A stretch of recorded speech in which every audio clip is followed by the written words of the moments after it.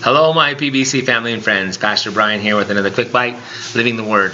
So I want to share with you a thought that I just spent some time out around our little fire pit in the backyard, and got to watch the beauty of God's creation.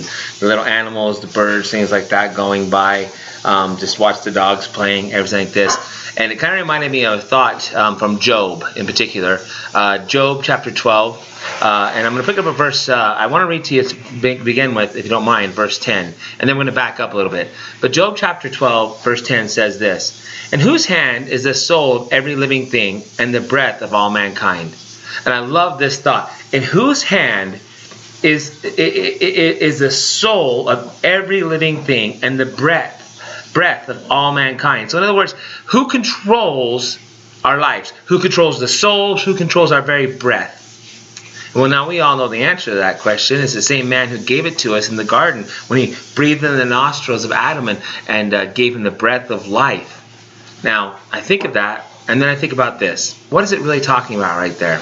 It's telling us, listen, we can behold all of this by just simply looking at creation itself. Because it starts back at verse 7, and it says, "But ask now the beasts, and they shall teach thee, and the fowls of the air, and they shall tell thee. Or speak to the earth, and it shall teach thee, and the fishes of the sea shall declare unto thee. Who knoweth not in all these that the hand of the Lord hath wrought this?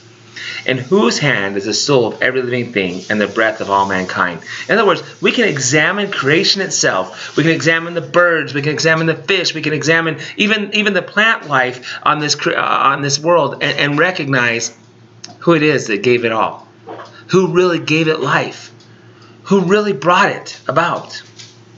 And I think that's such an amazing thought for us. Because sometimes I think we act like, oh, God's not really in control in our life. God's not really, but He's the one who gave us the life to begin with. And if you think He's not going to take care of us, then you're really kind of, for lack of better terms, being foolish. Because everything around you shows how God cares for His creation. And He cares for the birds. And we know this. We could look in the Gospels where it says that, consider the lilies of the field, and consider the birds of the air, and how God provides for them. But do you think He cares any less for you? His creation, created in His image, right? I mean, that's such an amazing thought. So if He cares so much for the things that we get to just enjoy the beauty of His creation, how much more does He care for you and I?